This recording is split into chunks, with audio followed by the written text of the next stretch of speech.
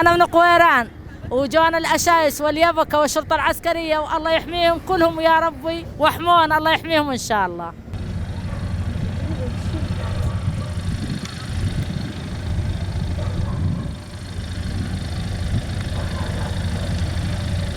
جابتي حرروا منطقة قويران للدواعش، واحنا صار امان وراح نرجع اي بيوت. الحمد لله هسه راجعين احنا على حوش الباعر حي الزهور، وقوات اليبجة والاشايس الحمد لله حرروها وجماعة القسد، والحمد لله هسه ما بي اي شيء، وان شاء الله ما راح يصير شيء، وحرروها ان شاء الله الشباب. والسلام عليكم.